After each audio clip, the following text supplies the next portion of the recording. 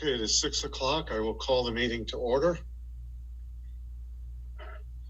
Pursuant to Governor Baker's March 12th, 2020 order suspending certain provisions of the open meeting law, GL Chapter 30A, Section 18, and the Governor's June 16th, 2021 revised order extending remote participation by all members in any meeting of a public body, this meeting of the Great Barrington Selectboard will be conducted via remote participation to the greatest extent possible. Specific information and the general guidelines for remote participation by members of the public and or parties with a right and a requirement to attend this meeting can be found on the town's website. No in-person attendance of members of the public will be permitted. Every effort will be made to ensure that the public can adequately access proceedings in real time via technological means.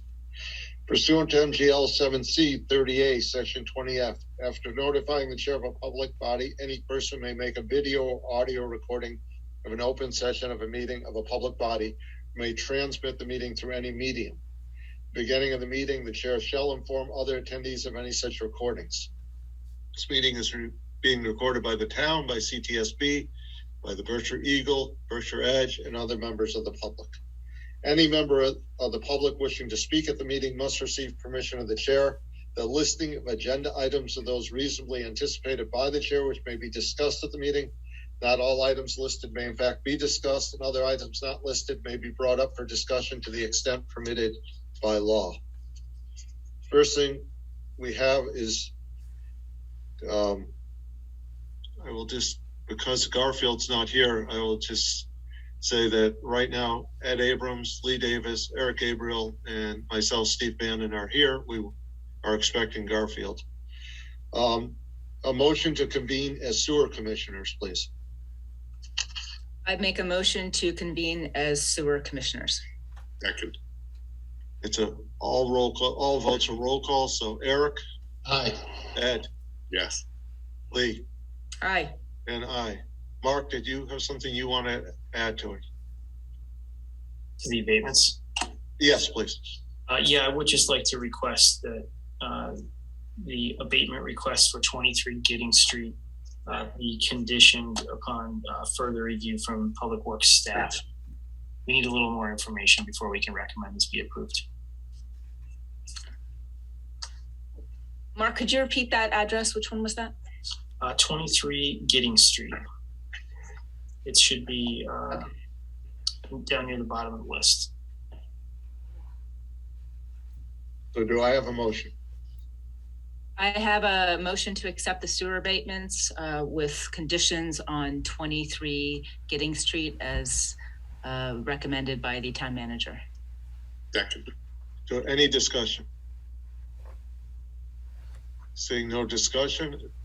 I got a question. So Yeah, go ahead, please. these abatements here, these are people currently asking this year moving forwards sewer bill, or is this coming sewer bill? Now this is from January 1st through June 30th, Of 2022, 2021. 2020. Okay. Sounds good. So, yes. All right. Okay. Roll call vote. Eric? Aye. Ed? Yes. Lee? Aye. And I, it's unanimous. Motion to reconvene as select board, please. I make a motion to reconvene as select board. Second. Eric? Aye. Ed? Yes. Lee? Aye. And I, it's unanimous. We have 5 minutes, 5 sets of minutes in our packet. Do I have a motion to approve? I make a motion to, oh, Sorry. Yeah, it's okay. Go ahead. March and April, I was not involved with the select board at the March and April 2021. So Okay. Let's do those two first, please. sure. I make a motion to approve the minutes of March 22nd, 2021 and April 26th, 2021. Second. Any discussion? Hearing none. Eric is recusing himself. So Ed? Yes. Lee? Aye. And I, 3 with 1 recused. Next motion, please. I make a motion to approve the minutes of November 1st, November 29th, and of 2021, and January 10th of 2022. Second. Any discussion? Hearing none. Eric? Aye. Ed? Aye. Lee? Aye. And aye. It's unanimous. Select Board's announcements or statements. Eric? Nothing at this time. Thank you. Ed? Nothing. Lee? Just to let everyone know, the meeting of the Community Preservation Committee will be held tomorrow at 5 p.m. to continue our discussions of the Step 2 applications. Thank you. Town Manager's report. Okay, thanks, Steve. And I just wanted to mention Garfield should be joining us momentarily. He just emailed looking for a copy of the link. So, Houstonic Waterworks, I'd like to start there this evening. And I mentioned last week during our Monday meeting that I would provide an update on the haloacidic acid concern for village water users after our health department had an opportunity to connect with DEP and specifically the drinking water program there.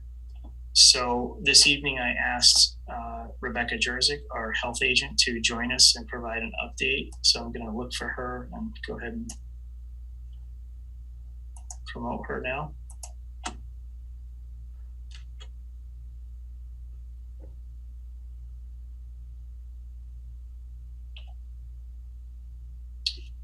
Okay, Rebecca, you're good to go. Hey, everybody. So as Mark said, I'm here to just share a little bit of information about what we know so far about the violation Houstonic Waterworks notified its customers about. And yes, I did have to call DEP to find out what haloacidic acid 5 is.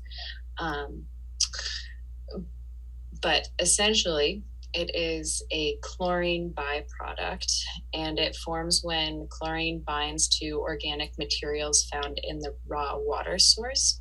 So in a sense, the presence of, I'm just going to call it HAA5, that's the abbreviation that DEP uses, but it's haloacidic acid 5. So in a sense, when the presence of HAA5 is evidence that chlorine is doing what it's intended to do by binding to the organic materials in order to sterilize any bacteria that might be pathogenic in the water. And surface water sources like Round Pond, as opposed to groundwater sources, typically have more organic materials and therefore need more chlorine to ensure consumer safety. So I just want to spend 2 minutes giving my interpretation of DEP's violation, or how they're categorizing it as a violation, because I found it confusing. So I imagine customers might have found it confusing too. So the DEP, the Department of Environmental Protection safety standard, is called a maximum contaminant level. So you'll see it noted on their report as MCL. So the MCL is determined for this contaminant, HAA5. This is determined by an average of the last 4 water samples. And DEP requires Houstonic Waterworks to submit samples quarterly. So the average is from a full year of samples prior. And the maximum contaminant level for HAA5 is 60 parts per billion. So it's a violation if at any point the average of the last 4 samples is over 60 parts per billion. So going into the weeds a little bit here, a recent sample can individually be over 60 parts per billion, but it's not necessarily a violation if the previous 3 samples taken were relatively low to bring that average down. So the last sample taken, I think in September or October, was high enough to trigger that average being over 60 parts per billion. And DEP hasn't issued a formal notice of non-compliance to Housatonic Waterworks yet, but they've assured me that when they do, the health department and the town manager's office will be copied on that notice. But when I spoke to them last week, they were transparent enough to send the language to me that they will probably use on their notice of non-compliance.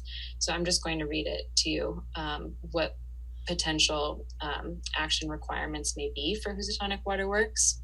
So number 1, immediate actions taken to reduce the level of the contaminant identified at the location and to provide a memo documenting these actions. So actually DEP sent a letter to Housatonic Works today, giving them until March 9th to submit an operation evaluation form. And then number 2 is within 180 days of the maximum contaminant level exceedance or enforcement issued by DEP, the public water supply, Housatonic Waterworks, submits a report by a Massachusetts a registered professional engineer to provide recommendations for preventing future violations. So essentially within 6 months, Housatonic Waterworks will need to submit an engineered plan on how they plan to prevent this violation in the future. I guess, and I just want to say again that because this is an average, I do expect this to be a violation that Housatonic Waterworks will have to address, or it'll come up at least for the next 6 months, since the last sample was pretty high. Did that make it more confusing? I hope that was helpful. That was helpful. Okay, good. Can I ask a Yeah, question? go ahead. I know you said the last sample was pretty high. Do we know? In the paper, it said the average was 106, if I'm not mistaken. But I was wondering if we knew what the numbers were on the previous on all 4 of the samples that triggered this. Yes. If you just give me 2 minutes, I can find it in my email. DEP sent me the last 2 years worth of samples.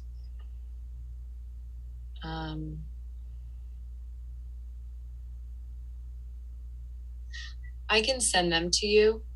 That would be great. But I know that the last 2, the last one was 65 parts per billion. And then the one in August was 103 parts per billion. But I do have all 8 samples for 2021 and then 2020. Rebecca, can you just post that also on the website, just so everyone? Sure. And one thing that I thought was helpful that DEP clarified was that this sample, whereas for their other water sampling, they have to take different samples along the distribution lines. For this one contaminant or this one substance that they're testing for is taken from only one location in Housatonic. Do we know where that location is? It's 10 Depot Street. Lee? Yeah, thank you very much. This is really, really helpful, Rebecca. So it's nice to know that they have a plan moving forward, that they'll be addressing this. My question is about the, I believe it's like a pilot study studying the magnesium levels. And I just want to know how this could quite affect that, or does this have any relation to that, that initiative that they're currently undertaking? I don't know if they'll be able to just merge the 2 engineered plans, but from my conversation with Deirdre Doherty, it's going to be in addition to. Okay. So 2 separate plans. Great, thank you. Anyone else? Thank you, Rebecca. Thank you, Rebecca. So moving on, thank you, Rebecca. Moving on, update from the WEB Du Bois Legacy Committee. Gwendolyn Van Sant is here this evening to provide you an update from the committee. So let me just promote her.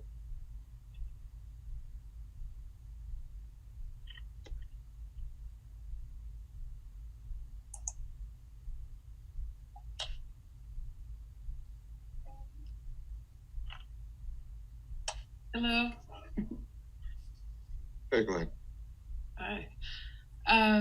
So thanks. I think like a few members of the committee are here, but I will tell you all what we have planned for Du Bois Day on behalf of the town.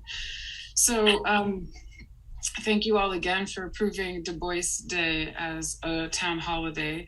The theme that the committee's come up with is Sacred Journey of Dr. W.B. Du Bois, Native Son to Global Scholar. It's our 5th annual since we started at the 150th birthday anniversary. The Mahawi Theater has come in as a really strong partner again, and due to COVID constraints, we're having a 3-part town-sponsored program on the 21st, the 22nd, and the 23rd that will all be pre-recorded and edited in collaboration with the Mahawi, and they'll premiere at 5:30. So I'll just walk through each of those events. On Monday, we hope to have a welcome by Steve and your colleagues here from the Selectboard, and then the work and history of the Legacy Committee, and then some local clergy that will be doing a blessing, and then opening talks for real Du Bois advocates in our community. So Dr. Kendra Fields will be speaking on behalf of the Clinton Church Restoration. President Dennis Powell will be speaking on behalf of NAACP. I'll be speaking on behalf of my other community role at Bridge, and AJ Enschel will be speaking on the Berkshire Black Economic Council. So those 4 will be sort of opening up the festival. And then I'm really excited to announce that our keynote is Dr. George T. French Jr., and he's the Clark Atlanta University president. So that's a real honor that he's going to be our keynote. So that's the first broadcast. And then the second broadcast is really highlighting the theme Sacred Journeys. So we'll have the sorrow songs, those spiritual songs, again, premiering from Wanda Houston and Dr. Mary Nell Morgan. They'll do an edited down version of the program they've done in the past. Some of our local voices of people born and raised in the African-American community of Great Barrington will speak or sing or do spoken word. So we have Guillermo Delano Burrows, and we have Leah Reed, and then we'll have other youth voices from the Du Bois Middle School, where Street Youth Project's been invited, Bridge, and again, Williams College, we hope. So that's that. And then the third day, which is Du Bois Day, February 23rd, we'll again want a town introduction. Some of the keynote highlights will be brought forward. And then Dr. Emily Williams on the committee has curated a panel that has Dr. Barbara Combs from Clark Atlanta University, Dr. Melvin Ramig from Morehouse College, and Dr. Alex Pierre of Spelman College. And those people will be on a panel moderated by Dr. Williams. That will be actually, if you can be live on Zoom, it's a live recording on February 2nd, that then will be broadcast into a program on the 23rd. So we hope you all can join that discussion. It'll be really enriching. And then the Du Bois Award will be announced. I'm not sure if I'm supposed to say who that is now, so I'll email you guys, but I don't know if I'm supposed to announce it or not. I didn't check. So so there's a Du Bois Award also being given. And then in the evening, we will have a 4th video with a sort of special guests and family members of the Du Bois descendants there for a program at the Mahawi. It'll be limited capacity again because of COVID. And that's related to other community events that are falling under the town's Legacy Festival, like we've done in other years, but hosted by community partners. So Jacob's Pillow has an African drumming program happening, and that's part of the 10 by 10 festival that's happening further north in the county, but also bringing a piece of that into the Legacy Festival. And then another piece that's extremely important for you all to know that the town really should feel proud of is that Dr. Du Bois's only grandchild, Yolande Du Bois Williams Irving, passed away in November. And although that was very sad, what the good news is that she decided that she wanted to come back home and be buried along at the Du Bois gravesite. And that wasn't her plan a few years ago, but she was really honored by the work that Great Barrington had done to lift up Du Bois's legacy. So she made that decision. So Jeff Peck, her son, reached out to ask me to help organize the memorial service. And so I've been working on that with the family and her colleagues from Xavier University and our local folks like Rich Atwood and the town staff and Finnerty and Stevens to get ready to do a memorial service at that will be at both First Congregational Church and obviously at the gravesite. What I want you all to know is that NAACP presidents from a few chapters are coming. We have the presiding ministers coming from NAACP Houston. He also has a church congregation there. They've come in as a co-sponsor. We have Congresswoman Sheila Jackson Lee and Congressman Al Green and Dr. King's descendants and some James Weldon Johnson descendants and a world-renowned gospel singer coming. So there will be a big memorial service on the 19th of that Du Bois Festival week. And a lot of people will be coming to town, and there'll be some of the folks that we wanted to have that extra showing at the Mahaley.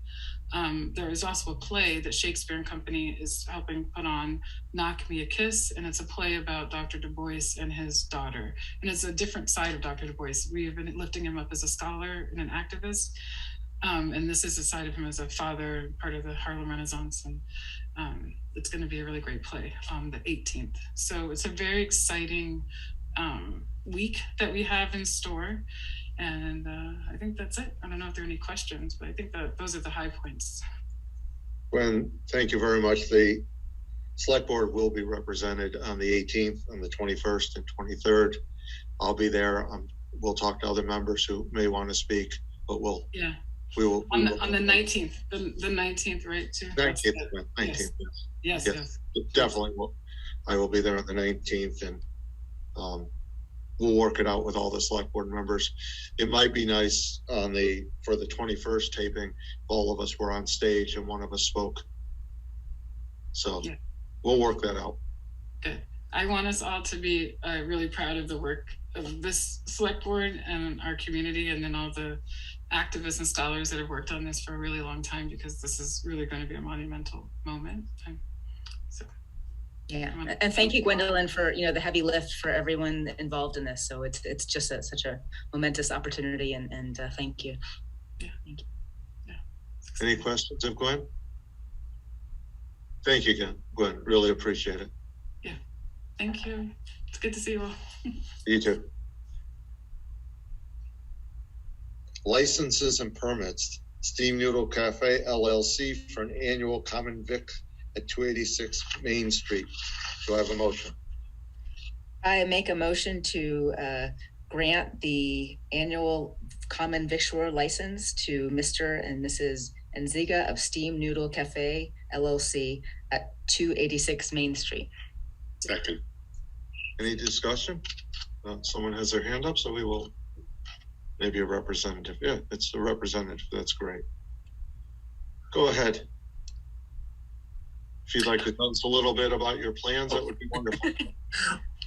Well, I had put that up in preparation, assuming there may be questions. We'd love to hear a little bit about your plans. Well, the initial phase will be takeout only through the conveniently located window.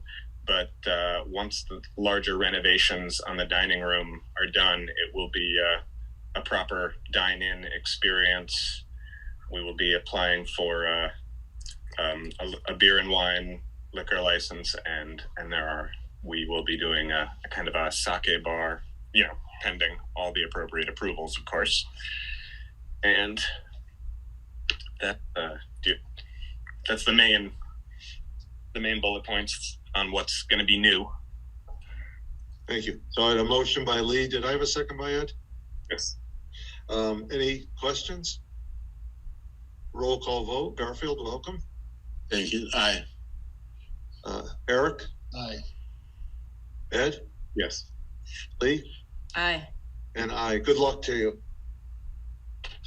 Thank you. Okay. Karen Beckwith, a Great Barrington Fish and Game Fish and Game Association for 10 one-day liquor licenses for the following events. So we'll do these one at a time. Ice Fishing Derby, February 12th, 2022, with February 26th, 2022 as an alternate date if needed due to weather. And the time is actually going to be 11 a.m. to 6 p.m. Do I have a motion to approve? Oops, sorry. I make a motion to approve the one of day liquor license for the following event to Karen Beckwith of Great Barrington Fish and Game for the Ice Fishing Derby on February 12th, 2022, with alternative date of February 26th, 2022 from 11 a.m. to 6 p.m. Second. Karen, do you have anything you want to say? Any advertising, or are you happy with us just approving? No, I'm happy with you just approving. Thank you, Karen. Any discussion from the board? Any questions? Roll call. Garfield? Aye. Eric? Aye. Ed? Yes. Lee? Aye. And I. Next is a Super Bowl party, February 13th, 2022 from 3 p.m. to 10 p.m.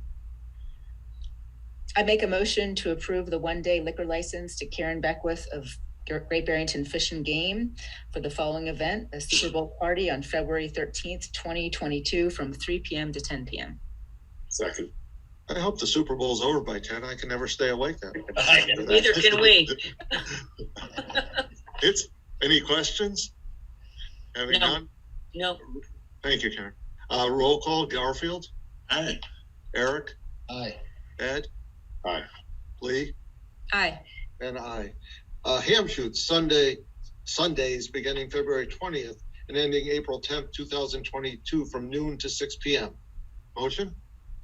I make a motion to grant Karen Beckwith of the Great Barrington Fish and Game Association a liquor license for the following events: ham shoots on Sundays beginning February 20th and ending on April 10th, 2022 from 9 to 6 p.m.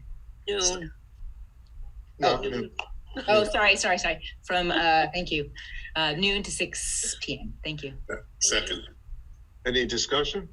I would love to know what a ham shoot is. I have no idea what that is. Karen?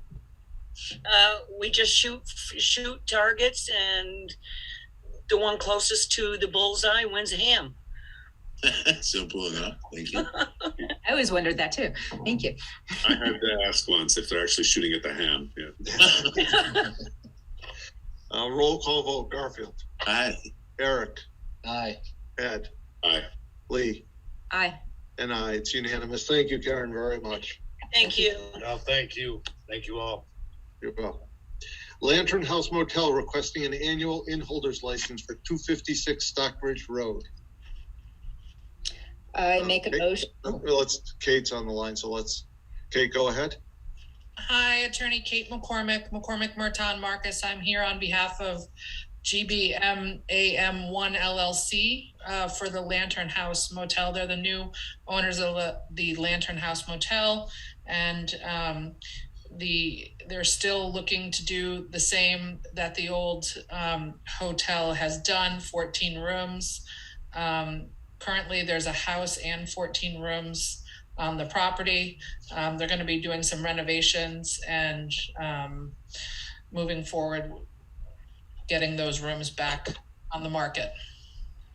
If I can answer any specific questions, let me know. Thank you, Kate. Let's have a motion first. I make a motion to grant an annual in-holders license for Francisco Javier Arango of GBMAM1 LLC for the Lantern House Motel. Second. Any questions? Hearing none. Garfield? Aye. Eric? Aye. Ed? Yeah. Lee? Aye. And I. It's unanimous. Thank you, Kate. Thank you. Thank you. Barry Taines of Extra Specialties for an annual common victualler for 226 Pleasant Street. So I think I saw them here.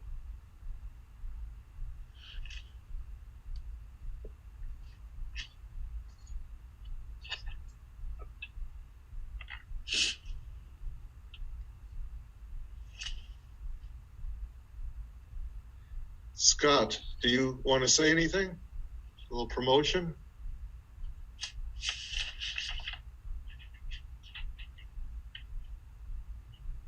Just unmute yourself, Scott, if you'd like to speak. Hi, this is Cherry here. Hi. I left my laptop over in Housatonic tonight. So we're super excited to be opening our second extra specialties over in Housatonic. We are also excited to have our own commercial tea lab there where we'll be producing more of our own teas, and just really can't wait to get open. We employ young adults with special needs. Thank you very much. Do I have a motion? I make a motion to grant an annual common victualler to Sherry Taines of Extra Special Teas at 226 Pleasant Street. Second. Any questions or discussion? Roll call. Garfield? Aye. Eric? Aye. Ed? Yes. Lee? Aye. And aye, it's unanimous. Good luck to you. Okay, thank you very much. Continue your good work. Before I forget, we had 7 panelists and 46 attendees. It's gone down a little bit, but that's where we were at the height. New business. Appoint treasurer collector Alicia Doolin as custodian of properties. Mark, do you want to lead us through this? Sure. This is really just a housekeeping matter here. Karen Fink, our former treasurer collector, and then Sandy Larkin before her served in this capacity. Just trying to find Alicia in the. Yeah, I can get it. I'll get it. So Alicia's planning on giving us an update this evening on our surplus properties, just a real brief update. But at this time, I just ask that you appoint Alicia to this position, and then she'll roll right into her update. Okay, do I have a motion?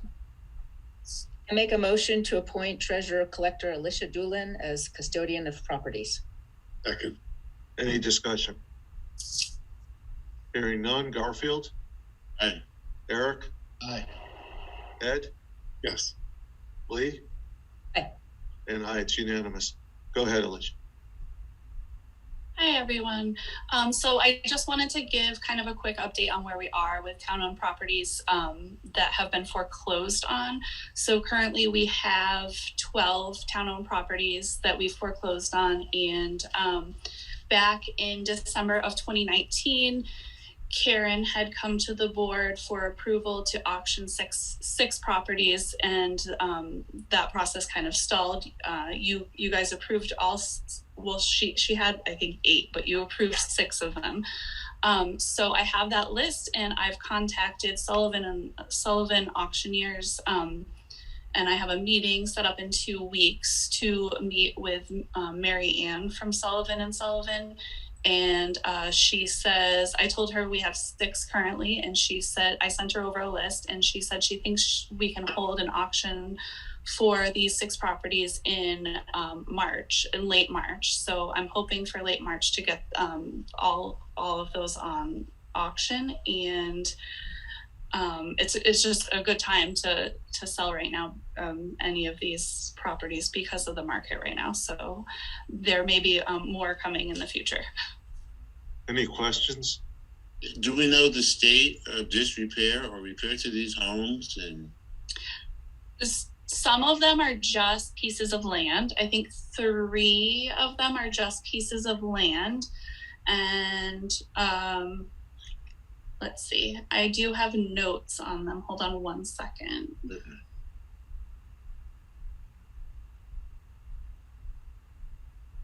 So the ones that are not, that do have houses on them, there's, out of the 6, 2 of them have houses, and they are in need of renovation, but they're not in such disrepair that you couldn't live there and renovate them. Would you tell me, Ashley, again, what happened to the other 6? You said there's 12. 6 went where, please? Or 6 is the number that the board approved back in December of 2019 that could be auctioned. So I'm just restarting that process of getting them actually auctioned. And then the other 6 haven't been brought before the board to auction yet, but I plan on doing that at some point soon. Is this open to the public, or can anyone? Yep, it gets advertised. It will be advertised for, I believe it's 2 weeks before the auction actually happens. It goes in the newspaper. It's open to anybody, unless you're a town employee or family. So that begs the question I would like to know, and I don't know if it's the right forum or if I have to ask someone else, but I was wondering if this is something the Great Barrington Affordable Housing Trust Fund could vote bid on. So I believe that these are ones that had been just the 6 properties that will be auctioning first had been discussed at previous meetings.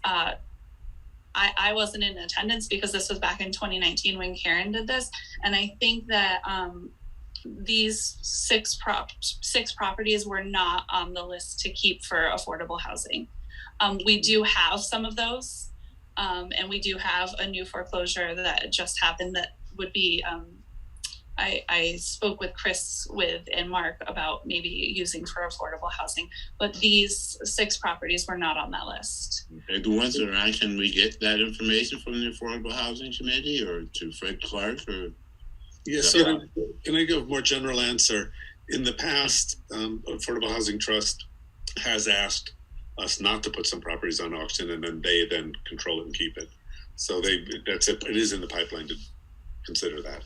Thank you. Ask us, and we do that. Right, but when would we know? That I guess I don't know when I would have that, or we would have that information. Well, the Affordable Housing Trust, it works through them, and they make the decision whether they are interested in the property. If they're not, then we auction it off. Thank you. Lee.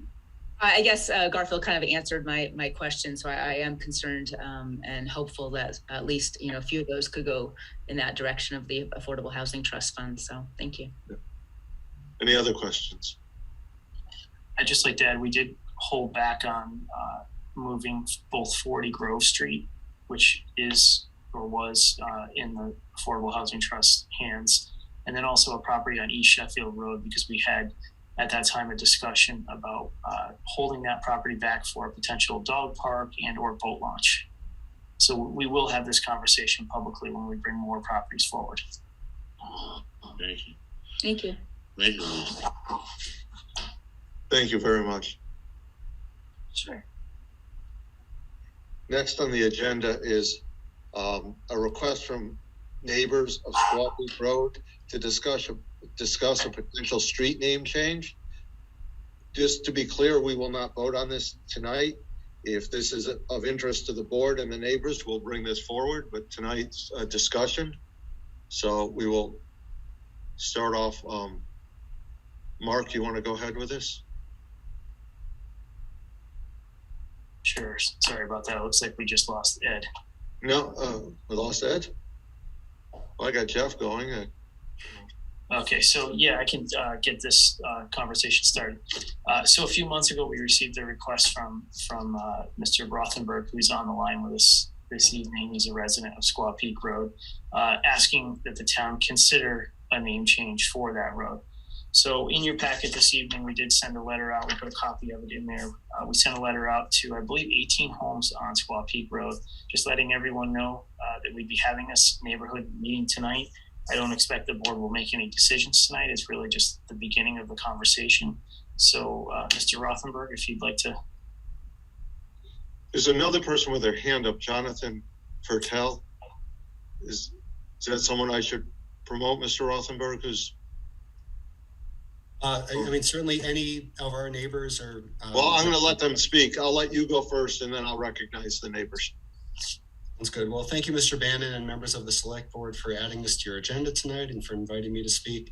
I really came to better appreciate in recent years that the word squaw is widely considered to be a derogatory and pejorative word, especially to members of the tribal community. We can see that as evidenced by the fact that the trustees of reservations recently changed the name of both the Squaw Peak and the Squaw Peak Trail here in Great Barrington.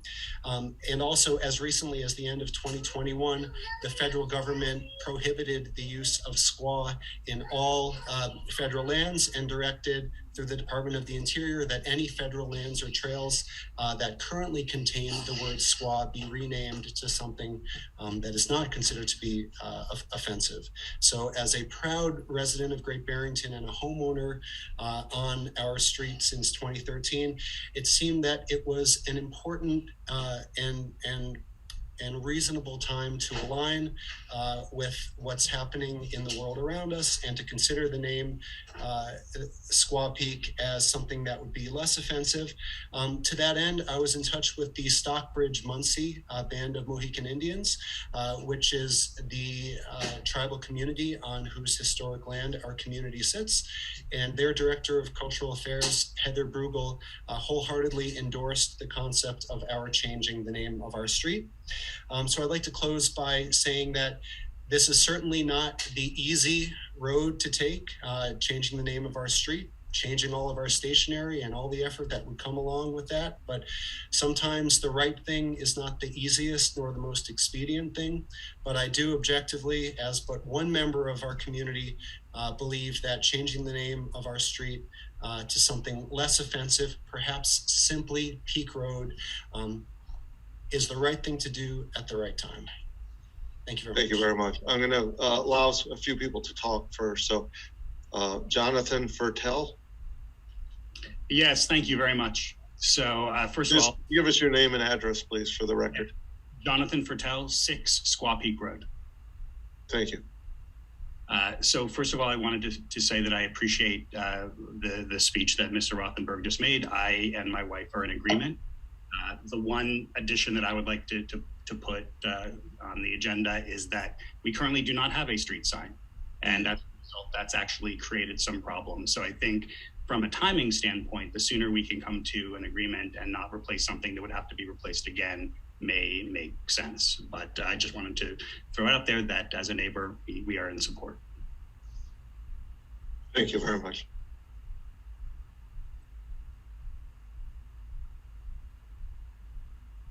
Okay, next would be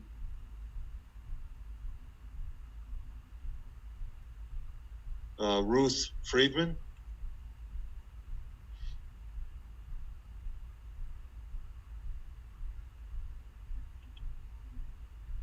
Can you hear me? I've got. We can. Okay. My husband, Barry Wasserman, and I own 3 Squaw Peak Road. Our family has actually owned that house since 1987. We strongly support this initiative, so I'm very appreciative of you bringing it up. And I guess my question is to the board and to the town manager. If you could quickly outline what the process would be for changing the name. I assume you've done that before in town. If not, what the standards would be for coming up with a name, what needs to be done to register a new name and all that, and the extent to which it would affect, and would the town assist in changing deeds so our house is properly listed and all that. Yeah, so what we want to do is first to hear from the neighbors, then we will outline a process at another meeting because we don't have the process yet. We wanted to hear from the neighbors, make the request formal, and then we will go forward with that. This does not happen very often. If I can remember correctly, I think I've done this once in my whole term, and I may be imagining that. So it's not something that we've done very often. Understood. Thank you. You're welcome. Natasha, and excuse me if I'm pronouncing that wrong. Hi, can you hear me? Yes. You are pronouncing it correctly. My full name is Natasha Dockery-Levac. I live with my family at 2 Squaw Peak Road, right on the corner next to the sign that is no longer there. So I'm glad my neighbor brought that up. I just want to thank Jeff for his efforts, and I wanted to voice our support for the name change. And I know that this meeting, we're not going to be making any decisions about names, but I support the change to Peak Road. Thank you very much. Mary Eastland? Hey, I'm Mary Eastland, and I'm at 8 Squaw Peak Road. We've been here since the 70s. I heartily support this. Our suggestion for a name would be Rocky Hill Road because of all the rocks up here. The only thing I do not want to have is the name that they have changed the name to Squaw Peak to. I don't think we need to define any kind of virtuous woman or non-virtuous woman. I think we should just have a neutral name that does not describe any woman. So anyway, I'm very supportive of that. And if I could be of any assistance, I'm here at 8 Squaw Peak. Thanks. Thank you very much. Kimberly and Stephen Moore. Just unmute yourself. Okay. We've been here since 1981. I guess we're too old to undergo changes.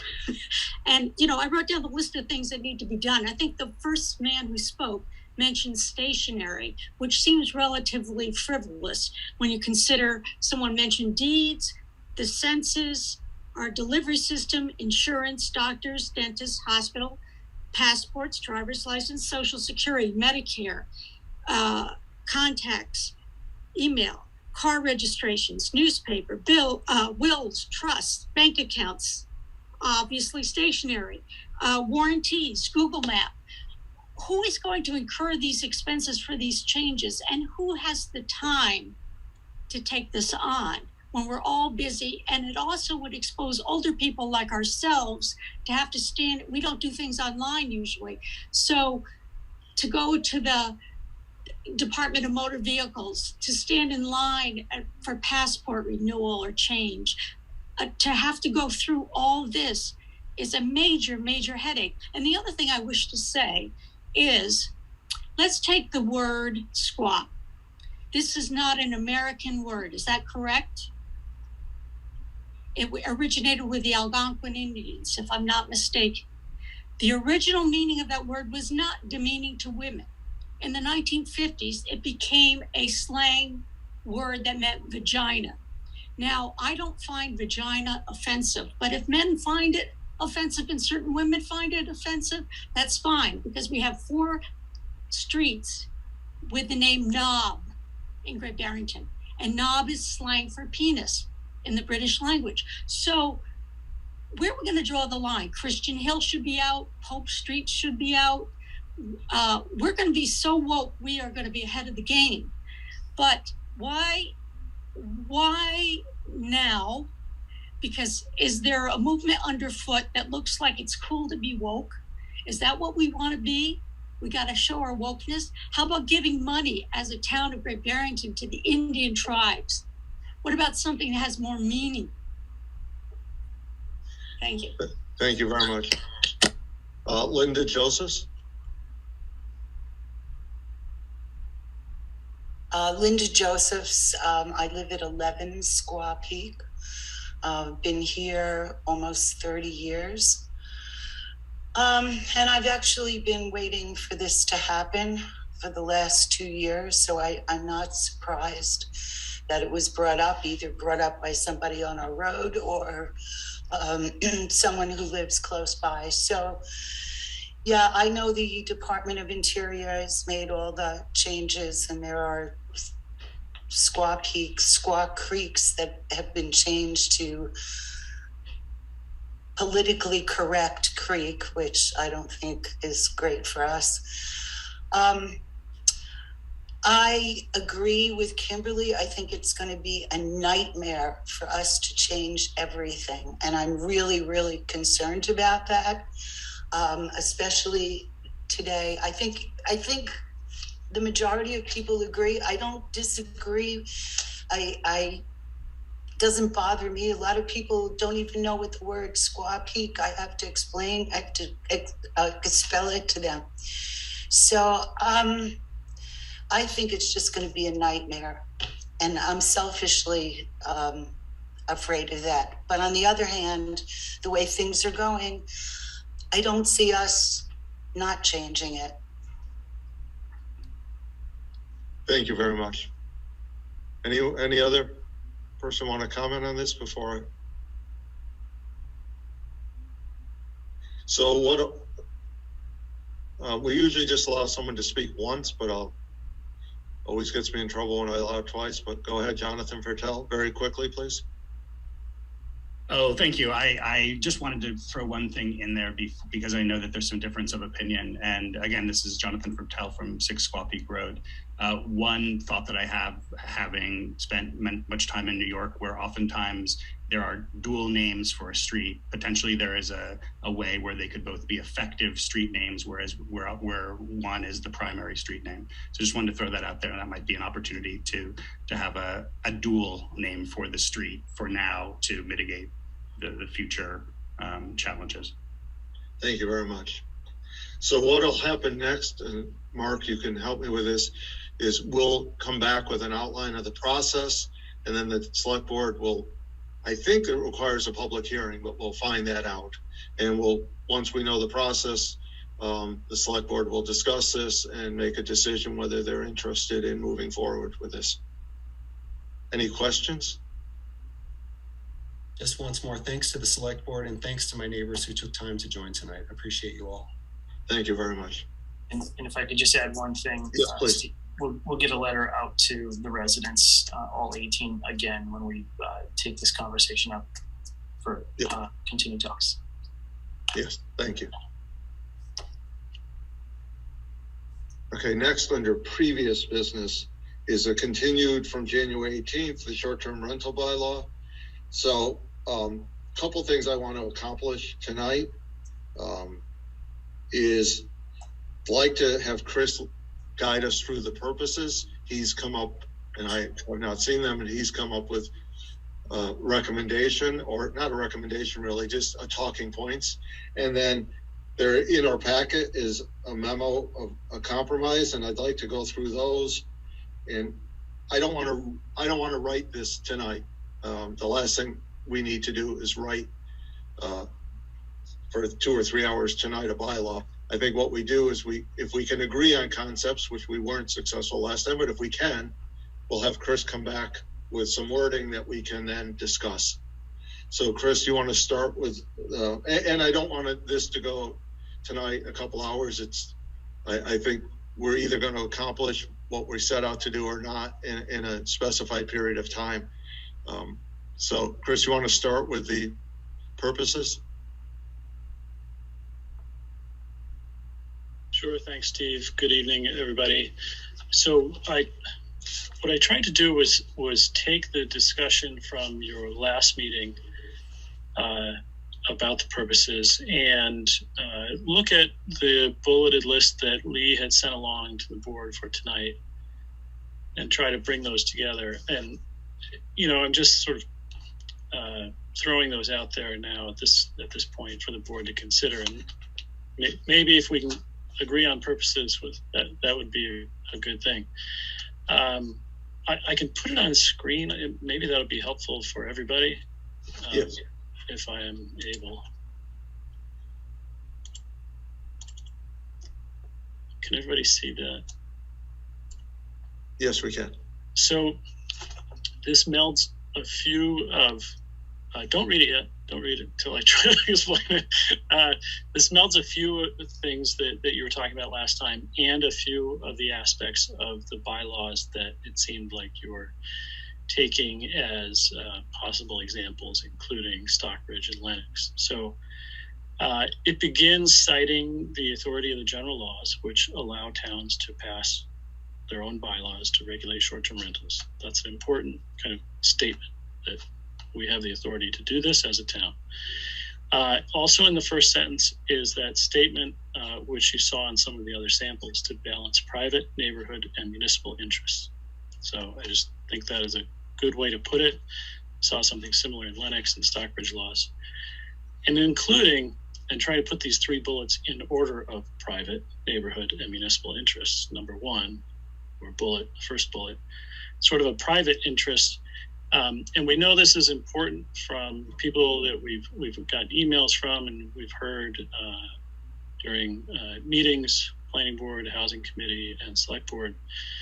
We know it's important for folks who live in town, maybe underemployed, people who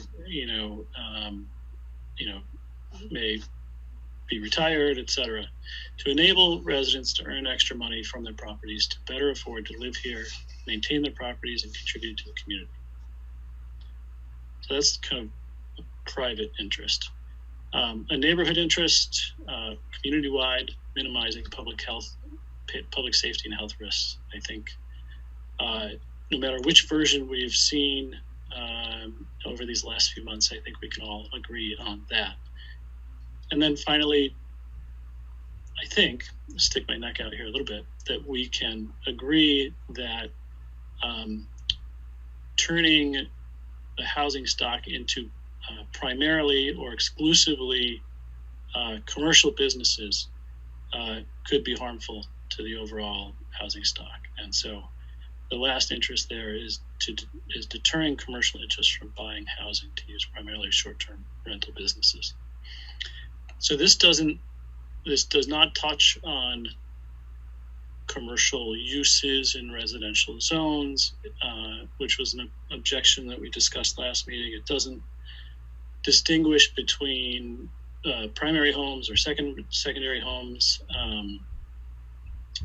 These are, I think, purposes that are pretty straightforward and that we could agree on, and that we could actually write a bylaw to further these purposes. So put those out there for your discussion.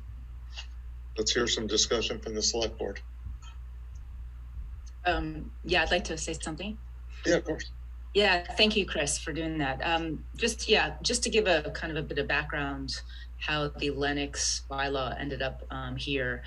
During the 5 months that I've been working on this, and since bringing this to the housing subcommittee and then to the planning board, I've done a lot of discovery and talked to many citizens and residents, local businesses, realtors, and have looked to communities for their guidance to see what's worked and what hasn't worked. And Lennox is one that I've always returned to, and I have returned to recently. Have talked to the town administrator and a member of the planning board. So with the points that I had asked to be included in tonight's agenda packet, I'm grateful that we're having this discussion, and if everyone could take a look at the points, and what was my hope was to go through along with the purposes that Chris has just mentioned, to see if there's some common ground that we could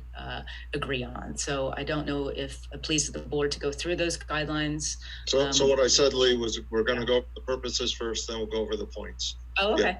Yeah. Sure. Yeah, absolutely. I don't have any problem with what was said, so. Okay, that's perfect. Anyone else? Can we agree on these as purposes? No objections. So let me stick my neck out. And Eric, just to remind everyone, has recused himself. Do I have a motion to accept these as purposes for our short-term rental bylaw? Sorry, go ahead. Okay, I make a motion to accept these purposes for the general bylaw. Second. Any discussion? Just from what Chris said, I'm assuming we're not defining residents as we did last time. Residents are people who live here. Yeah. Well, we can't be putting the cart before the horse because we haven't talked about that. But I would assume you're correct. Okay. So a roll call. Garfield.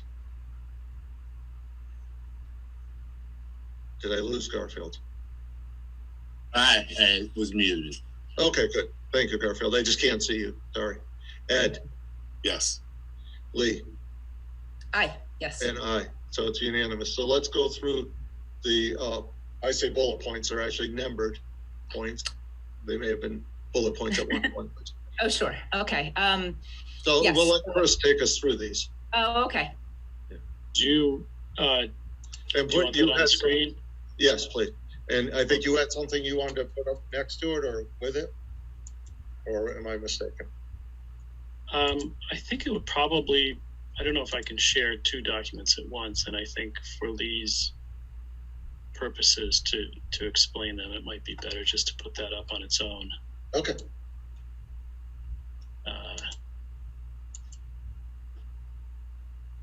I'll highlight that word residence, by the way, just to make sure that we're clear on what that is for the next draft. Okay, so this is what Lee shared in the packet. Can everybody see this? Yes, we can. Lee, you can speak and just tell me where to drive. Yeah, absolutely. So the big change really from the previous bylaw that was shared with the planning board and the select board and housing subcommittee is that there's no distinction between the primary and non-primary residences. So that's number 2. And so that's, quite a note to draw your attention to. Number 1, in terms of limiting the short-term rentals, an entire dwelling unit may be rented up to 90 days per calendar year by right. So let's talk about one at a time, Lee, so that maybe. Sure. I can explain where that came from. Yeah, each one. Yeah. So the first one is the 90 days per calendar year. Let's discuss that. Yeah. Can I just give you a sense of where that came from, that number? Yeah, of course. Sure. So looking at Lennox as a point of reference, they have their limits at 75 days and then 110 days with a special permit. And in talking to the town administrator, they used Tanglewood as a general reference point, and that's where they came from to the 75 days. So 10 weeks for the Tanglewood, generally the schedule for Tanglewood, and they came up to 75 days. So 90 days seemed to be a good split between those. We have a local precedent, and also looking at the average that short-term rentals charge per night, which is $347. If you figure that someone is allowed to or permitted to short-term rental an entire home for 90 days, that equals just over $30,000, $31,000. So I felt that this was enough to certainly pay for someone's mortgage if they have a second home, if it's a second homeowner, but also deter people from coming in primarily to make money off short-term rentals. So for me, it seemed like an easy across-the-board solution. Discussion. Yeah, I would probably raise that number. I don't have a problem with a limit. That seems pretty low. What would you suggest, Ed? I don't know, 120, 130. There's still, that's less than half the year. You have a lot of second homeowners who are only here 3-4 months or 5 months. So I'd make it available more. Lee, go ahead. Yeah, so Ed, I appreciate that suggestion. Again, with 90 days, we're hopefully trying to deter folks from actually coming in and primarily using housing stock in Great Barrington to short-term rental. And I think 90 days is plenty enough time for someone to recoup the money that they might pay out as a mortgage. So I think it's a fair balance. And I think if you increase the days, you start getting into that kind of gray territory of people possibly coming in to primarily make money off this rather than just meeting their mortgage. So I appreciate that second homeowners want to make as much money as they can. But I also realize that if other than the 90 days, that they could be also using their houses for long-term rentals for residents. So for me, I think 90 days is a good compromise. Well, it couldn't be long-term rentals for residents if it's not available for 90 days of short-term rentals. I'm saying for the rest of the year. So if they're using 90 days and they want to use the 90 days to cover their mortgage, then that means the rest of their home is available for long-term rentals. Nobody's going to rent for 7-8 months, 9 months. I disagree, Ed. There's plenty of places that people are looking for homes for 5 weeks, 6 weeks, 3 months. So again, just thinking of the housing crisis with the long-term rentals and the fact that we have a shortage, that I think that this is a good compromise. Do we know? I throw my two in as well. I agree with the 90 days. I didn't realize it until this year when I started getting into the short term and was an elected official.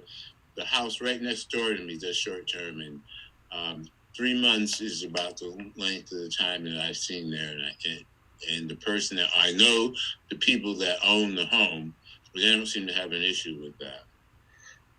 So I wonder if we have a board, as a board, can come up with some sort of compromise, because there's no magic number here. We don't actually, we have some theories on this. I think 90 is fine, but I'm willing to go up a little bit if someone's willing to come down, and we just figure out a number. It can always be changed on the town meeting floor if we find a reason to. But I think we're moving in the right direction. So let's just talk about something that's we can all agree on. Do we know on average how many days short-term rentals are rented for? Do we know if we're cutting it back or allowing more? Because there's a cost to the town for this also, for every day we. Well, Ed, I would, I would question that, because the short-term rentals, if you're saying that you're cutting back on that, people that, I was asking cutting back. No, but I'm saying that if we're limiting it to 90 days, you're saying that that's going to cost the town. And what I'm saying is that's not necessarily the truth. How's that right? How's that true? So, I think that argument, it doesn't really carry weight, because I'm sorry, go ahead. Yeah. So I'm just saying that people, that want to stay in Great Barrington will stay in Great Barrington. People that want a short-term rental will short-term rental. So, we also have to think of the lodging establishments that are losing out because of the amount of short-term rentals. So again, I was asking a question, which is, do we know how? We don't know. First of all, I've stayed in a short-term rental in another town. I couldn't have made the trip in a hotel. We would have needed 3 rooms. It would have been $600 a night. I'm not sure that you have a family coming here staying in a short-term rental. If we don't allow it, they're going to look for a town that does. But that wasn't my question. My question was, do we know currently, if we're picking this 90-day number, do we know what that means? Are we cutting it back? Are we allowing enough? Is that $30,000 you came up with enough to cover not just mortgage and other expenses, but the expenses of short-term rental, which are not insignificant? So a couple things that I think Chris and Mark are going to come up with some of the answers, some of the data that we asked for. It's just too soon right now, so it's a good question. I again think that we have our theories of what number is good. We're only, you talked about 120, Lee talked about 90. Let's move on to the next one. But I would ask, in the spirit of compromise, once we get the data, that we come up with some number. We're not hundreds off. We're pretty close. So we both agree that there should be a limit. We've agreed to the purpose. So let's move on to number 2 and see which ones we agree on. Let's not sweat each one if we don't totally agree. We're pretty close on number 1. So. Okay. So number 3, up to 2 bedrooms may be rented year-round, provided that the owner is present.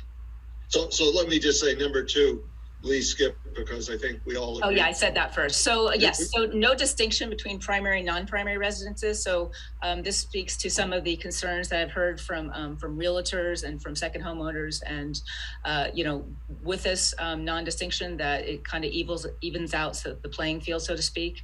And this is taken from the Lennox bylaw, which I was looking at. So I'm just wanted to highlight that. So the reason I wanted you to bring that up is there are points that we do agree on, and I think we all agree on number 2.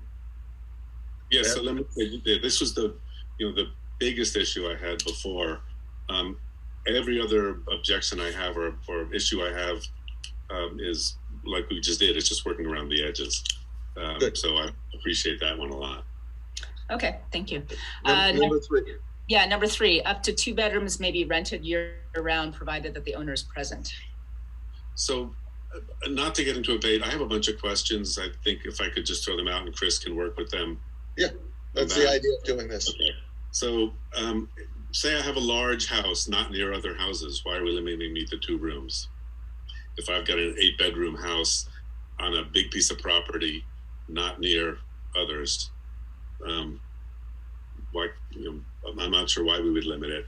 And then the other question is, the owner is present. How are we going to define owner? Is it just me? Is it me or my spouse? If my spouse's name isn't on the deed, does that count? My adult children, my cousin who agrees to stay here and be with her. So the word owner might be a little too specific as opposed to some responsible on premises caretaker. Okay. I think owner is fine. Yeah, then, I mean, okay. I mean, owner's an owner. If the person's there, they're the owner. But I don't understand what you mean by your cousin or whatever, or someone's, they're not owners, Ed. Right, but so that's not an owner. You own your home, you're an owner. I can explain. I have my name on, I'm an owner. I'm not, That's an owner. I am not currently married. If I were to get married, my wife wouldn't be the owner of this house. Does that mean I have to physically be here rather than her if we're renting it out? Or my So adult. I'd like to speak to that actually. Yeah. These are just bullet points, but in terms of the owner, someone that's on the deed. So we're trying, what this is saying that it's the person that is on the deed. So whether it's the spouse, it's one person, but really this is kind of pointing to the fact that we don't want tenants to be counted as someone that can short-term rental year-round. So the person's name that is on the deed will be considered the owner, and that we're going to have a natural person that will be represented as the owner of the short-term rental. So again, we're not going to have LLCs, we're not going to have corporations, we're going to have someone that is actually a natural person on the deed. So that's what this speaks to. And this is to give residents that own their properties a chance to make enough money to live in this town. And it's allowing them up to 2 bedrooms to short-term rental while they are present. So that's a very, very important distinction. We don't want people going away and renting their house all year round for short-term rentals. So this is very different than an entire unit. This is when the owner is present. Yeah, go ahead. Just about many of my comments here are about us micromanaging people and what they do in their homes, and substituting our judgment for everybody versus people's individual judgment for their homes. Which is why I'm saying if it's a huge house in the middle of nowhere, why 2 bedrooms, and if my wife's name isn't on the deed or my adult children who are living with me, why I can't be gone while we still have it. So this, again, I'm just throwing this out for Chris. I don't think we need to debate it now. So can I speak to that actually? Yeah, and then let's move on, because I think we've heard, the arguments both ways. There may be a compromise in there that the owner or a relative of the owner, it may not be, but Lee, go ahead. Yeah, speaking to your house in the middle of nowhere, Ed, what we're trying to discourage, or what I'm trying to discourage, and this is exemplified in this bylaw that I've taken from or looked at and referred to in Lennox, is that we don't want inns to be popping up in the middle of the countryside, and we don't want people to act like they are established lodging establishments. These are houses. So once you get into people, no matter where they are, whether it's in a neighborhood or in the middle of a mountain, we're trying to discourage people coming in and using them as these activities. So again, it's a nod to people that have invested in this community, that owns their house, that are on the deed. So that's what this speaks to. And then, well, just one more word here, which is the word present. Do they have to be present 24/7? Do they have to be actually in the building anytime someone's there? Do they have to be there overnight? If I'm there during the day and then I go, and again, I keep saying I have no intention ever to short-term rental, but would I have to be here the whole time? Could I sleep somewhere else, or if I slept here and I was away during the day, it's important to use a word like that. So my question, Ed, is, if you have a problem with this, just say it, because many bylaws have been written, then it says the owner, it's an owner occupied short-term rental. So if you have a problem with this, if you could just say it rather than question that, because either the owner is there during the short-term rental, during the tenancy, or they're not. So, having someone show up for a day to give them the keys and then disappear is not being present. We're actually talking about someone being there, present, occupied during that short-term rental. So, handing someone the keys and disappearing is not what we're talking about. So let's move on to the next one and see if we can get a definition. To answer the question, the objection I have is that we're micromanaging what people do in their homes. Since you asked me, that's the objection. Let's see if we can come up with a definition of being present and see if there's some case law. May or I just some say one thing, please? Yes. There are rules that govern us all that may seem general, and so it's kind of, I think your point is moot, because there are laws that are just laws that have to be abided by, and they aren't always specific, and sometimes they are, sometimes they're a little general, you have to read into them, but I don't see an issue. Let's move on to number 4. Okay, number 4, short-term rental occupancy limited to 2 persons per bedroom with a maximum of 10, whichever is fewer. So again, I stayed at an Airbnb. I've only done that once. There were 2 bunk beds in a room. 4 children stayed there. That's part of what made it affordable. Again, I think we're not to allow the homeowner to use their judgment or what fits and what reasonably fits. If they try and cram too many people in there, they're going to get negative reviews. I don't know that we, what about a fold-out couch? Are those not allowed? So my question here would be on number 4, and this is a rhetorical question. There's probably a building code for this. Right. So let's find out what that is. And I'm sure you can't put 10 people in a room that's the size of a closet. So Lee? During my discovery process, I have talked to many realtors about some of the horrors that they've seen in short-term rentals. And one of the things that they have relayed to me is the fact that in many short-term rentals, they've seen the occupancy of these short-term rentals pushed way beyond what's safe. And what we're trying to discourage is, again, houses being used as hotels in neighborhoods. And by having a limit, you're controlling that. So you're not making a nuisance in the neighborhood. You're allowing it to happen, but you're not making party houses. So if people feel like they have to have more than 2 persons in a bedroom, maybe they should be looking at a hotel. So if you have a room that has 4 beds in it, a large room in some house with 4 beds, or a sofa that folds out and sleeps 2. The other issue I have is 10 in all zones, right? In my neighborhood, 10 would be a lot of people in a house. Far too many. The houses are really close to each other. We have areas where the houses are far apart. 10 people might not be a problem. Why don't we differentiate by zone, or in a commercial zone, it would be different. I think if we do it by zone, it'll end up being a zoning bylaw, and we're not trying to do that. Yeah. I didn't know the problem. Okay, I didn't know it had been decided. We're trying not to do that. Yes, we are. Yes, we are. I don't know if it's been decided or not. Okay, right. I had not heard. This is the first time that's come up. The last time I asked, I was told we'd find out after we were done if this is likely to be zoning or. We're not done. Okay. But I know I thought the planning board had recommended it be a general bylaw. And yes, we did. Lee, go ahead.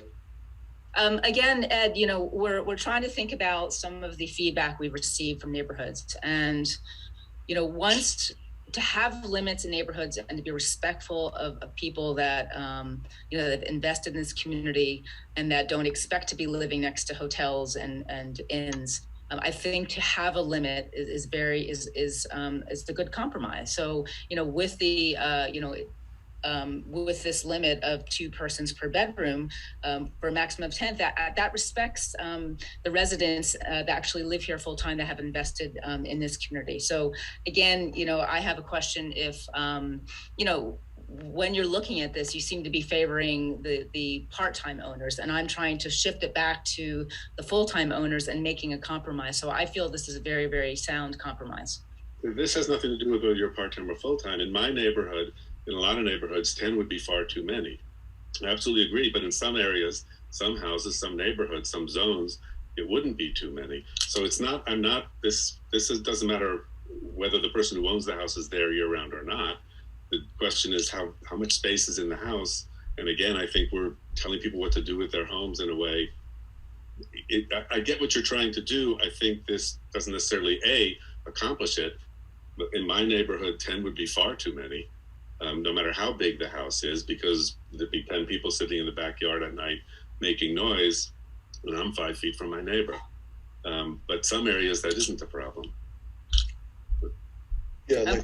So I don't want to get into this in terms of, we're trying to keep this movement going, and I respect your comments, Ed, but again, what we're trying to, at least in what I have seen, is we're trying to avoid the big party houses. We're trying to avoid people that are renting out these for events to put as many people and make as much money as possible. We don't want these to be commercial ventures. We want these to be homes. So again, I think we're giving people the allowance and the ability to make money, but we don't want these to turn into party houses. So whether you have a big mansion or a small house, it says whichever is fewer. I think this is a nice compromise. It's able to be enforced. So if we have a limit across the board, then whether it's a big mansion or an apartment, I think this is a fair compromise.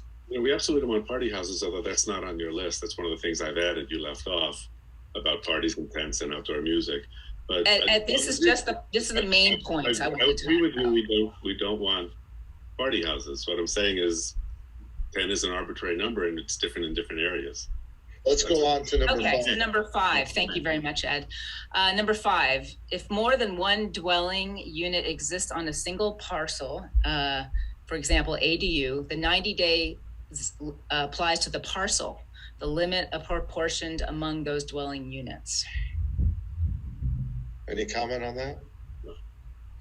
Number 6, only one dwelling may be used as a short-term rental on the parcel at a time. So I guess, again, ask why. If one of them has 2 bedrooms, the other has 1 bedroom, you're dealing with 3 bedrooms according to the earlier limits. What does it matter that it's 2 different structures? Again, can I answer that, Steve? Of course. So again, we're trying to focus this on the people that live here, long-term residents and full-timers. And by putting these limitations on, again, you're not having someone that's going to come in looking to make as much money as possible from a parcel that has more than one unit on that. So it's just limiting, it's focusing what people are trying to do with the short-term rentals, is giving them plenty of ability to make money. But again, limitations will prevent people from coming in and just trying to make money off this. And, again, we're trying to think of the reasons why people want to live here full time, and just, have some kind of regulations that is a compromise. So that's the reason why this is also something taken from Lennox. So it's not like we're doing something that has never been done. Many municipalities have used this point, and it's nothing that I've come up with. So again, Lennox has used this, and it's worked very well for them. So again, whether you have an ADU or not has no bearing on whether you're full-time or part-time, which I also thought we weren't going to, that's not one of the purposes. But my question is, if you have a total of 3 bedrooms, why does it matter if it's in 2 units or 1 unit? I just don't see why we're, again, micromanaging that decision. That's all. As far as I'm concerned, you've both made your points. Let's move on. Okay, sure.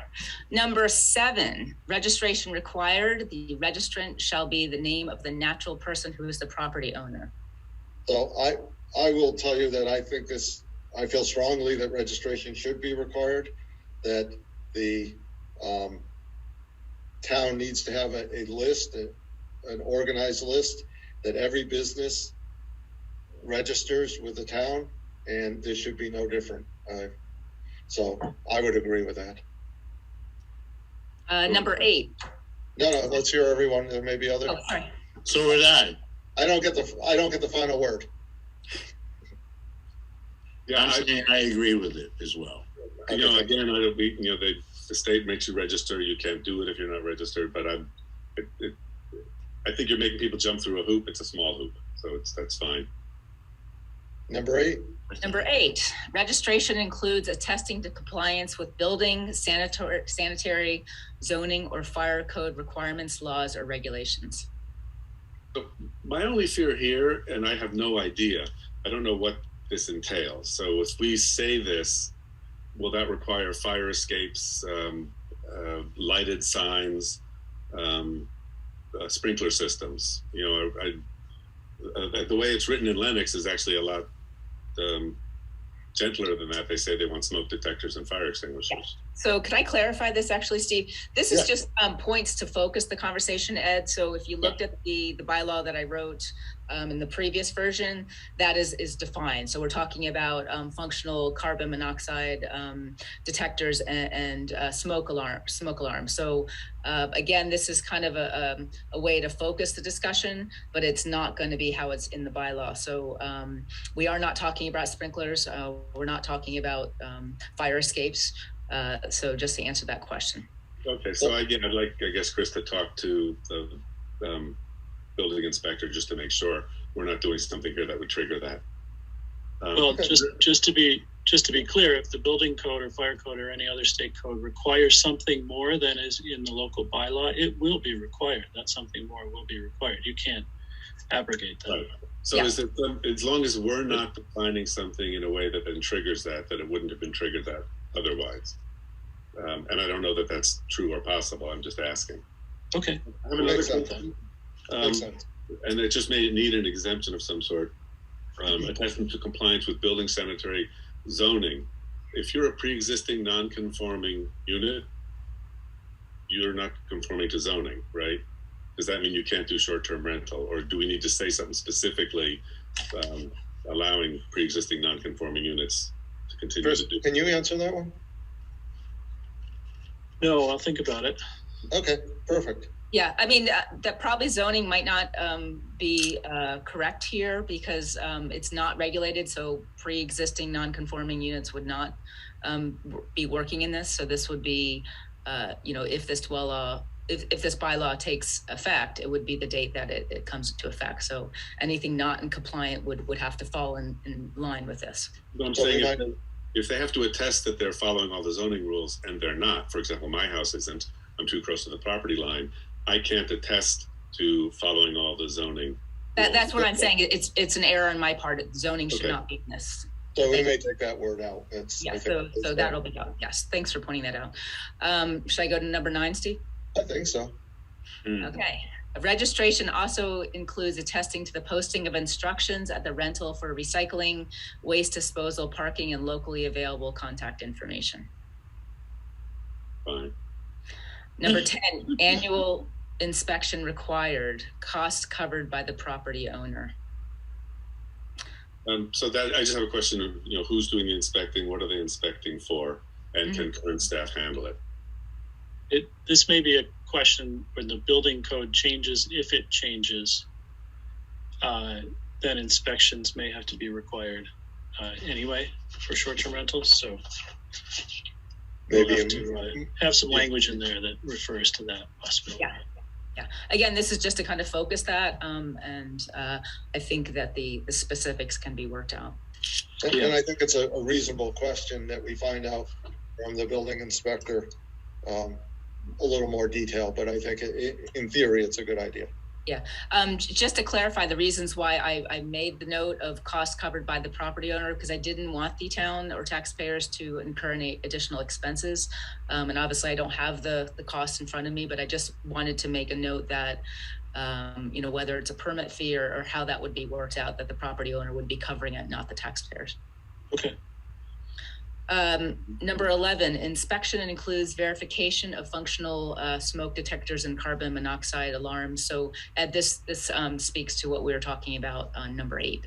Right, so probably 8 and 11 can be merged together. Yeah, again, this is just talking points. No, so I understand. Absolutely, yeah. I would add fire extinguishers to that. Yep. Makes sense. Mm-hmm. So number 12, tenants prohibited from operating short-term rentals, no short-term rental subleasing. So we agree on that one, it sounds. I'm saying. So what we've done tonight, and it's only a short period of time, we've agreed on some things, we've disagreed on others, and we agreed a little bit on certain things, but we want more clarification. That's what I was hoping for tonight. Chris will come back, may not be the next meeting, with some more information and with more written, a bylaw that's written so that we can then discuss the actual bylaw. But I think we're getting there. We're agreeing on some things. we're not agreeing on others, but maybe we can compromise. And we also have to get more information. We have to get data, and we have to talk to the building inspector. And I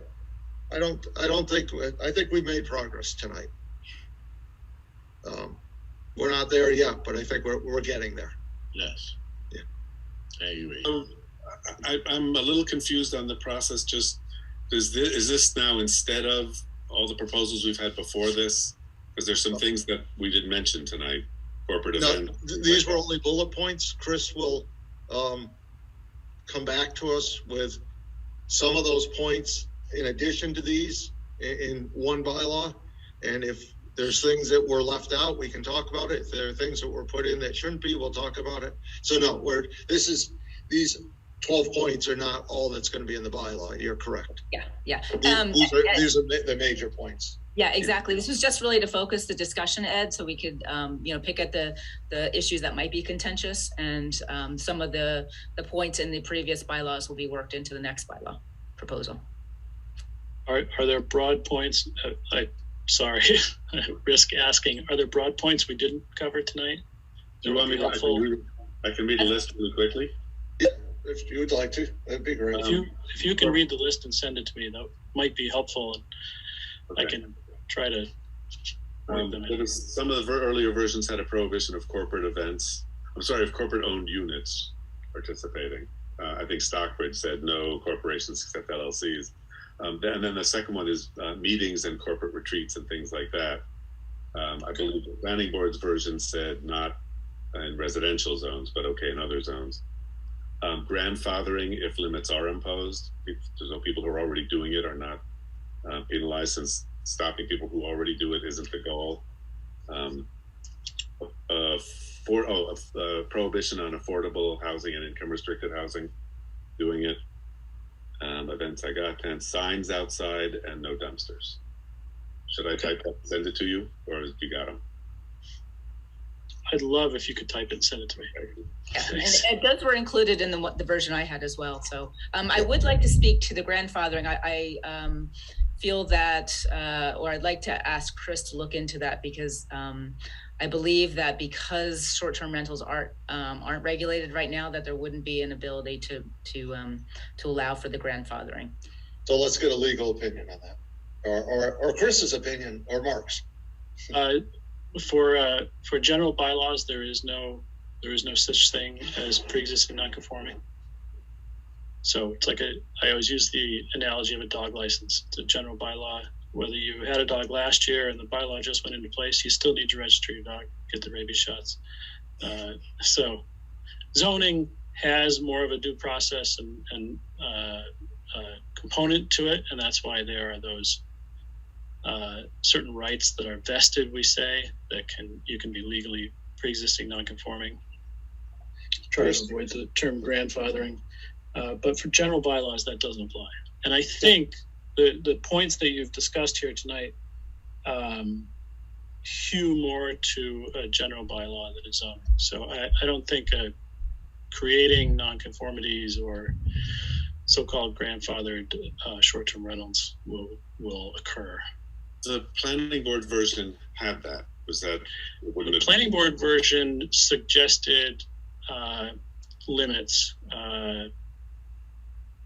and made that provision, suggested a provision for applicability to certain units when they were registered with the Commonwealth. So they're just to paraphrase their rationale there in that bylaw, which was in your packet last meeting. Their rationale was, if somebody came in and did a lot of property improvements and had bookings out for the next year, then the provisions within the planning board's proposal, not the provisions you discussed tonight, but the provisions in the planning board's proposal could be detrimental to people who had done that, made significant investments and had booked out for a while. It could really infringe on what they've done. I don't think you're dealing in the same with the same sorts of restrictions that the planning board had proposed. So I don't think you need that at this point. Okay, thank you, Chris. Ed, do you have anything else? No, I got the whole list. Okay, so we will come back possibly at the next meeting. We could come back as soon as next Monday night when we're doing goals. We know the goals only take about an hour. So if we wanted to continue this discussion and do it in short pieces, which makes it easier and less painful, we may do that, but we'll see how far staff has to come back. And you'll see it, whether it's on the agenda or not. We'll decide on Wednesday and we'll let everyone know. That's okay. Super. Okay, so I know a couple people had their hands up, and we're not ready to discuss this while we're discussing it. But during citizen speak, I will recognize the two people had their hands up first, and there will be much opportunity to speak. But first, I wanted to get the board through this. So let's start with. I think we're up to citizen speak. So. Tony S. And remember, it's 3 minutes. State your name and address. Hey, everybody, can you hear me? Yes. Yes. Hi. So first I'd like to apologize. I'm on a road trip, so I don't have any notes. I'm just kind of speaking as I go here. 354 North Plain Road, Tony Segala. I just want to touch on number one real quick, the 90-day limit. And my only concern, and I know we looked at Lenox, and I like Lenox, what they did up there, but the only difference I see with us and Lenox is we are a big summer community, but we pride ourselves on our ski community. I think by limiting us to saying, 90 days, it takes care of the summer, but what about Butternut? And I think we're forgetting about what a big part of that community they bring. They bring a lot of people to our town, and Great Barrington kind of perks up in the winter. And Lenox, on the other hand, shuts down in the winter. It's a very sleepy town in January and February, even on the holidays. They get a little bit, but not like Butternut. So I will say, I think we need to look a little closer at that. Just out of respect to the businesses, they get a lot of business that time of year, bringing those ski families in.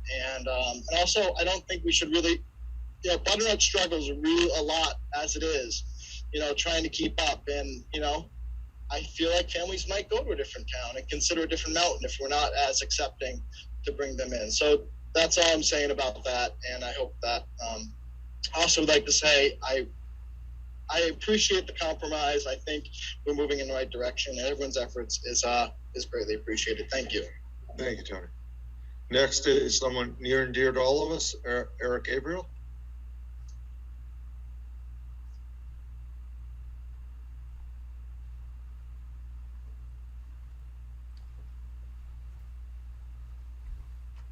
Go ahead, Eric.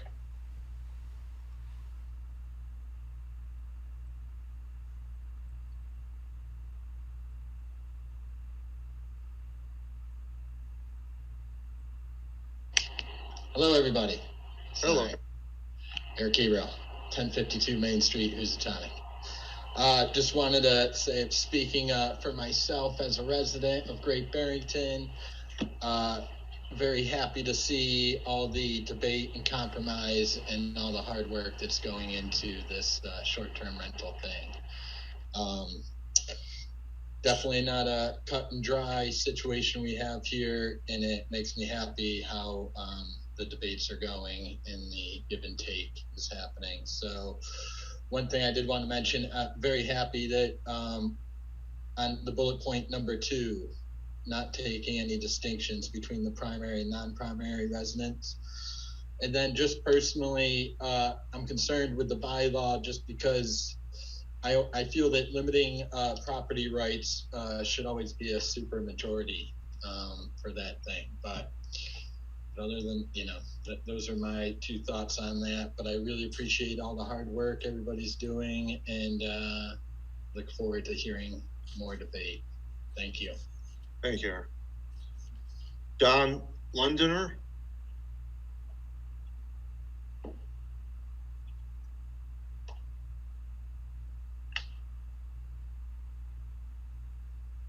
Sorry, can you hear me? Yes, we can. John Londoner, 9 Francis Avenue.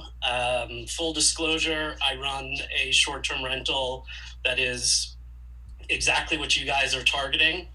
It is a second home that I purchased to specifically bring vacationers to the area. I think that 90 days is not very generous to people in my situation, people in Tony Segala's situation. Basically, that allows me to break even. So that doesn't, reflecting on my big investment that I made into the property, doesn't really sound like something I want to continue. And also, I would say that if you are someone in my situation who is running a full-time Airbnb, to only have it available for 90 days basically says that for the other 9 months out of the year, my house is uninhabited. And anybody who owns a home knows that the worst thing you can do for it is to leave it uninhabited. Nobody's checking in on it. Vermin come in. I'm subject to more theft. Things can go wrong. Pipes can freeze. It's just anybody who owns a house knows that to leave that house alone, especially for 9 months, is the worst thing to do for a house. Ed, I think you know the house. It's on the corner of Francis and Prospect. I put a lot of work into it. I think I've done a lot of justice to the community. And to leave that for 9 months and let it fall back into disrepair, I don't think that does the town a service. Certainly doesn't do me a service. So I think everybody sort of loses on that. And that's my comment. Thank you very much. Eileen Mooney.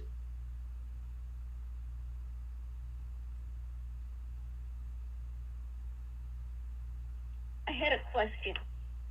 On number 4, with a maximum of 10, and is it 10 people or 10 bedrooms? Something else. Lee, go ahead. Just 10. Can you hear me? Yes. It's 10. It's 10 people, Eileen. So it's 2 persons per bedroom with a maximum of 10 people, whichever is fewer. So 10 people maximum per short-term rental. Thank you. When that is written, assuming that the sentence stays somewhere in the proposed bylaw, somebody might put 10 people to clarify. Yes. Yeah, absolutely. Eileen, this is just kind of talking points to focus the discussion, but absolutely, this will be clarified. I know, but sometimes things get picked up inadvertently. Yes, thank you. Yes. Thanks, Eileen.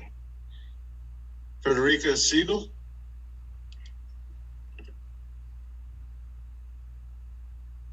Hi, thank you. Frederica Siegel, 27 Round Hill Road. I admire the effort that you're putting into this, and I admire the compromise and the collegiality. At a previous meeting, we are one of the gang of 56, also a subset of the 200. At a previous meeting, I thought I understood that there was going to be an effort to be made to do some digging into the data of each one of the 200 Airbnb short-term rentals. And you seem to have abandoned that effort. And I think it's an opportunity lost to move ahead with a bylaw that that's not data-based. Just to explain, and I did say it, but I maybe passed over, the data just isn't all compiled yet. We haven't thrown that out. That will come to us. All right. Well, I hope that you wait until you've gotten the data. There's many unique situations that your decision would be enhanced by waiting to understand. We will. Okay, that's very good. And thanks so much. Thank you. Seeing no one else with their hand up, Garfield, I realize you have your hand up. We'll just do it under select board time if you're okay with that. I am absolutely fine. Okay. So let's go to select board time, and we will start with Garfield.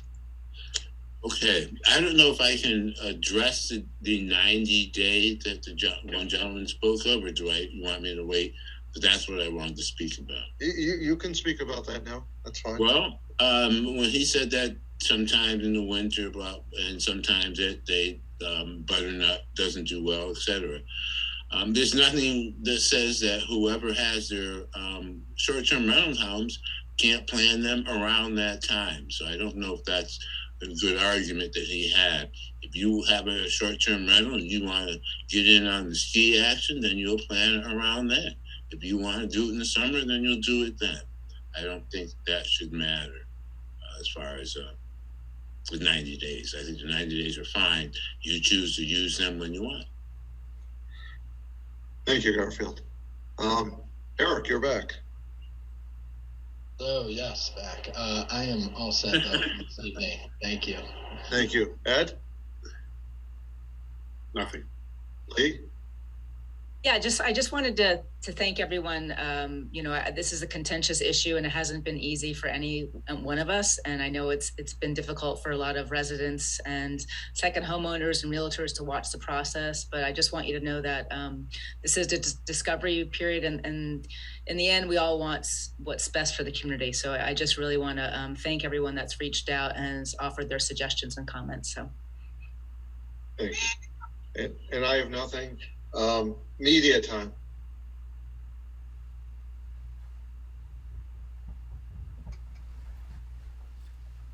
And at that, unanimous consent, we are adjourned. Thank you, everyone. Thank you. Good night. Good night.